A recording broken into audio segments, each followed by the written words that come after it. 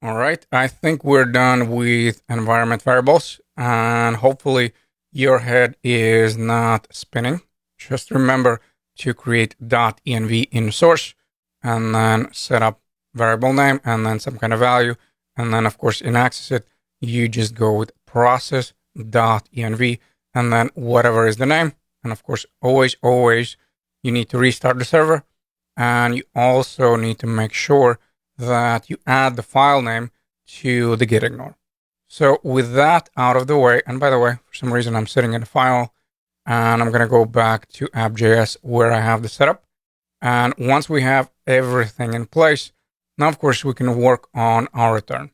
Yes, later we'll make this a bit more interesting, but for the time being, we have the function. We can get our 10 images. So we might as well set up our return. Now, one gotcha here is that I'll right away also create the form. So we won't set up the functionality, but the form will be there since we'll be adding the photos. So we might as well do that. And we're going to start in our fetch images. So where we're fetching the images. And of course, the moment I have the data, now I would want to use my set photos. And of course, I would want to remove the loading or set loading to false. Because keep in mind, when we start fetching images, of course, we set loading to true. So in here, I'm going to go with set and then photos. And of course, I'll pass in my data. So that is going to be my array. And then once I have that, I'm going to go with set and then loading equal to false. Now, of course, we can start working on our return. So first, again, we'll just set up that form and then eventually we'll deal with images. So as far as our return, we're going to go with main and I'm going to remove the text. Then I'm going to go with a section and the class name will be search like so. And then inside of the section, there's going to be a form with a class of search form. So search hyphen form. And as far as the action, we don't care about the action. We'll handle it on our own end. And then we'll have one input. The type will be text. So we just go with the basic one and I'll add a placeholder and the value will be search. So we add the value over here. And of course, I would want to style it a little bit as well. So we're going to go with form hyphen input. Now, keep in mind, of course, eventually there's going to be a value and on change like we normally have, but for the time being, we don't care about that. And then inside of the form, I would want to go with submit button. So type submit, and then we'll add here a class name, and this is going to be submit, and then hyphen btn. Now, I think I'll right away set up on click. So basically, when I submit the form, and I'll add my handle submit. Of course, it's just going to be a placeholder function. We're not going to worry about the functionality, but at least we could set up a placeholder. And then I already imported the icon from React Icons. And that's why inside of the button, I'll place my FA search icon. And if I say right now, of course, there's going to be a big fat complaint because I don't have handle submit. So either after the use effect or before, I'm going to go with handle submit. So const handle submit. And of course, I'm going to be looking for the event object and I would want to prevent the default. That's going to be a start. So we go here with prevent default. And then I would want some kind of value in the console. So we'll just say hello. Okay.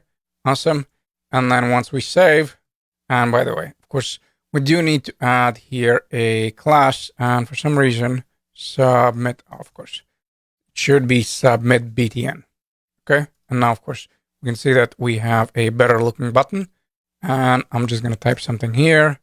And then if I inspect in a console, once I click on a button, of course, I can see the hello. Beautiful. And then right next to the section where we have the search, I'm going to go with my photos. So here I have the section and I'm going to place the second section right next to it. We'll have a class name of photos like so. And then inside of it, there's going to be div with a class of photos center, photos and then center. and then I'm going to iterate over my photos.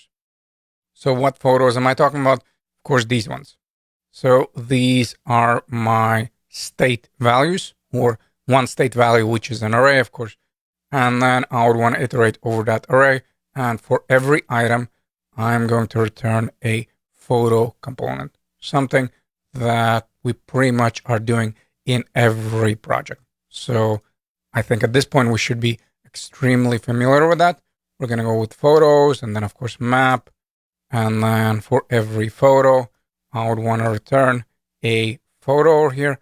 Now, as far as I remember, they didn't have IDs. So I just passed in the index here. And then I'm going to name this image and then index. So, of course, this references each photo. And then I have the index, which is going to be an index in the array. And then I'll pass all the properties from the image to my photo component. So I go with dot, dot, dot, and then the image. Awesome.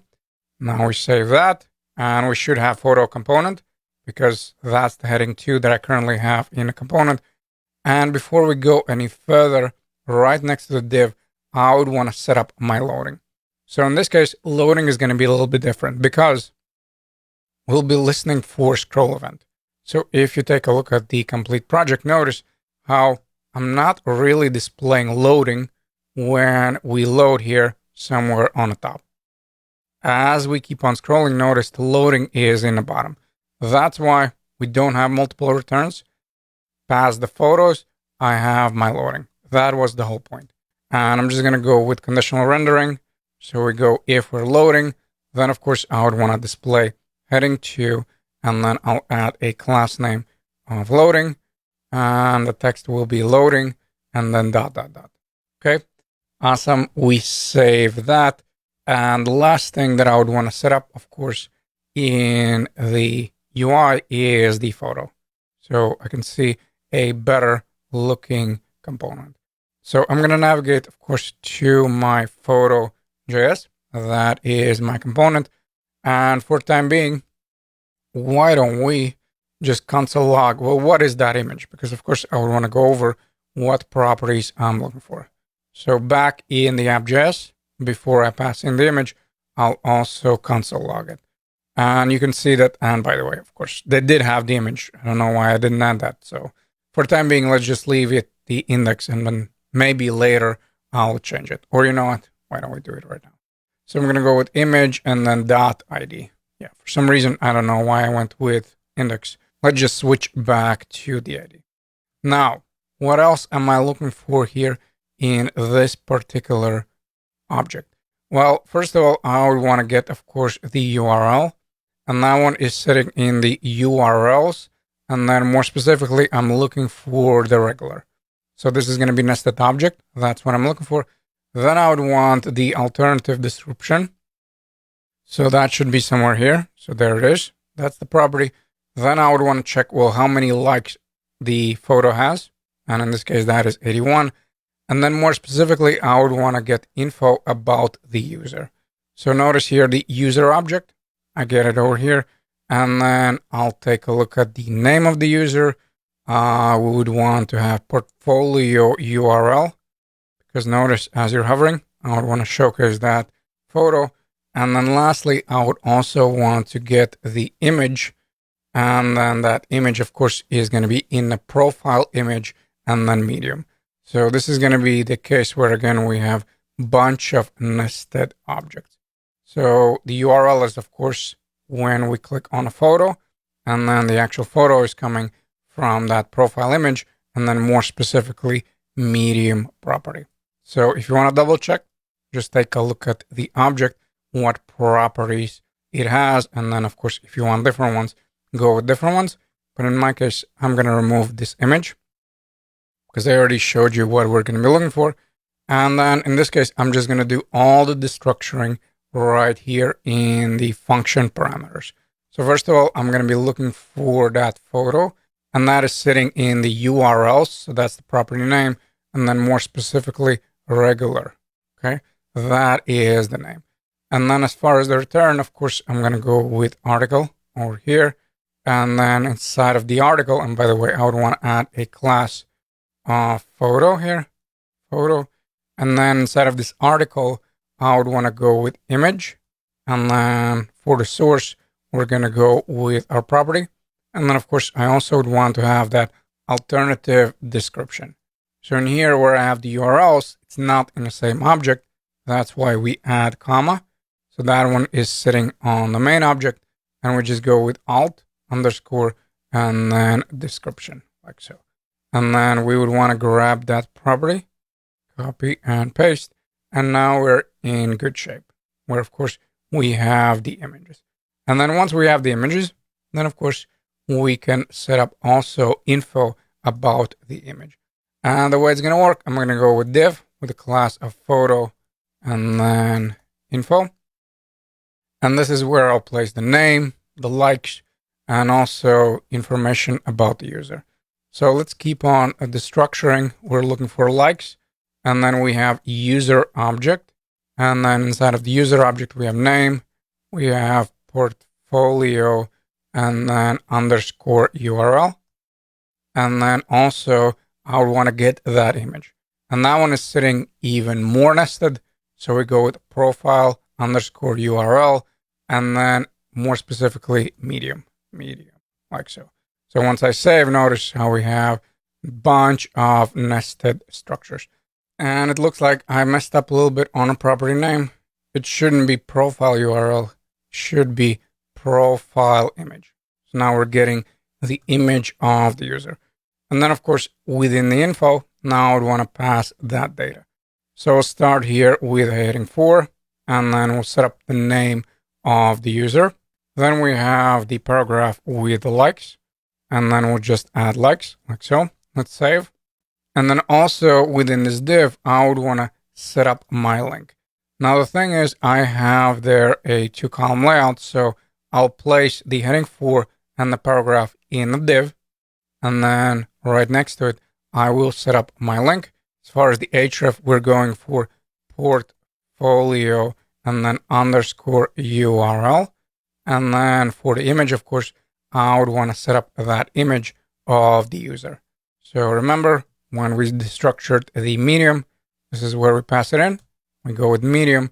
And then for alternative, we can go with, I don't know, maybe name. And then we're going to go with class name. And then we're looking for user hyphen and then img. And if everything is correct, my app should not break. And I also can remove my console log. So let me keep on scrolling. And then here in line 47, I'm going to remove my console log. And that should be our application, where on initial load, we get 10 images. And then when we hover over the image, notice we get the info about the image, the name, the likes, as well as the user that shared the photo. Okay, awesome. Now, of course, we can make our app a bit interesting by adding more functionality.